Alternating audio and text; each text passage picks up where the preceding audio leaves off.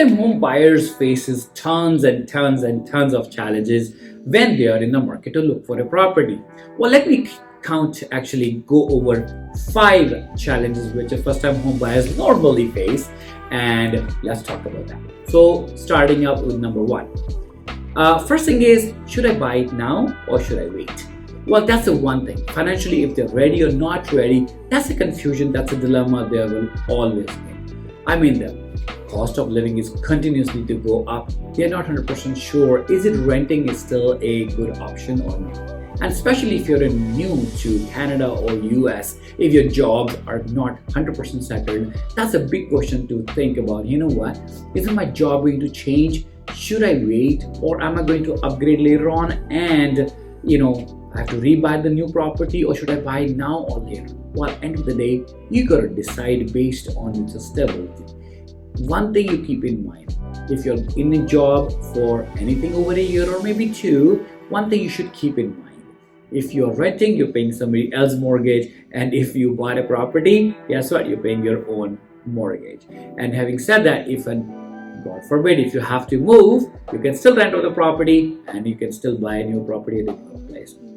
So you have to keep that in mind. Discuss with your family, with your spouse, or individually if you're a single decision maker. You have to keep that in mind. Is that what you would like to do?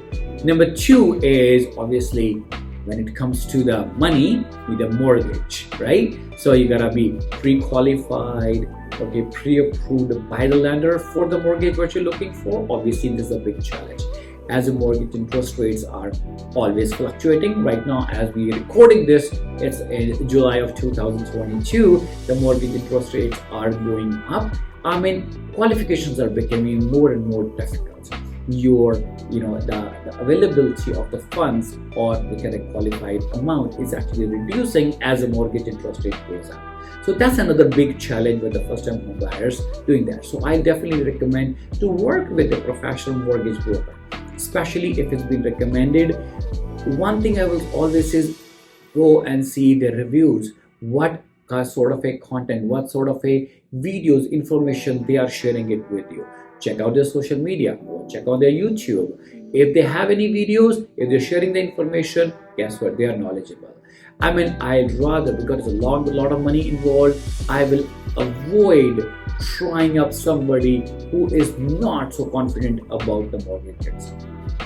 Okay, so the next step is again the buying process. I mean, first-time home buyers don't know the process. They don't know what to expect at what time. Do you need a lawyer or a escrow company, or do you need a mortgage? At what point do you need? What the process looks like of a offer? What is when you send an offer? What happens with that? Is it gonna go somewhere in a dark space, or what time I'm gonna get my reply back from the seller? All these process. What is the closing cost? What time how much money you need to close a property? I highly recommend to work with a real estate agent or a real estate broker who knows the stuff. I mean, may not take my cousin who is a first-time home I'm a first-time home buyer and he's a first-time real estate agent. Guess what? He's still trying to figure out the paperwork in himself. He doesn't know that. I mean, yeah, he may have the best interest, but will he have the best knowledge for that? I can be a little bit doubtful. I'm not saying that cousins are not good, but what I'm saying is make sure, double check the person you're going to work with. He's knowledgeable. He knows the stuff. He's not taking this real estate work as a hobby. They get a part-time after 7 o'clock after his job. You know what I mean? So, having said that, for the next step, when you're looking at the property, make sure you have your needs and wants done very, very well. So it's because this is not something that you buy, like every year, every 2 years, 3 years. Real estate is a long-term thing. You're gonna keep that in mind, that the right property is, you'll be working on the right property. So you have done your, what are you looking for a property, and how many bedrooms, how many bathrooms, what amenities you need, if you have the kids at the right school district, is that what you're looking for? Are you closer to the work? Are you closer to the highway? Are you looking for, as a country place, you're gonna be closer to like a little bit bigger yard if you have elderly parents living with you? Are you looking for enough space for them so that it actually more comfortable for them? And you're gonna keep all these need analysis thoroughly with the real estate agent so that you can make an informed decision on it. Okay, and the next challenge, obviously, with the supply and demand imbalance in the last few years we've been talking about, is the lower supply and high demand poses a lot of pressure on the prices. What is the right time? I mean, obviously, this is a fifth point.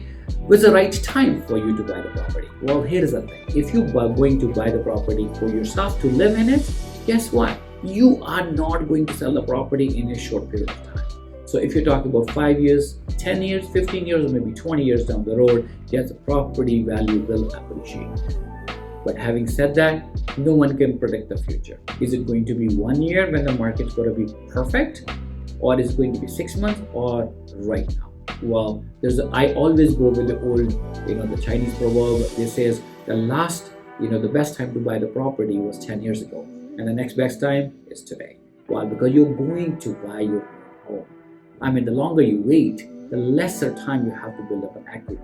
Over the period of time, prices will appreciate. We know that. It's been happening. Historical data is telling us that prices goes up. So you don't have to do my thinking, but I would rather put the time that, can you afford it? Have you done your homework very well?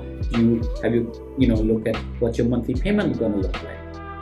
Utility bills, property taxes, repairs, either a minor repairs or a major repairs, any upgrade which needs to be done. Have you worked on those things, right? Rather than thinking about the market, I think it's more think about your own economy rather than country's economy.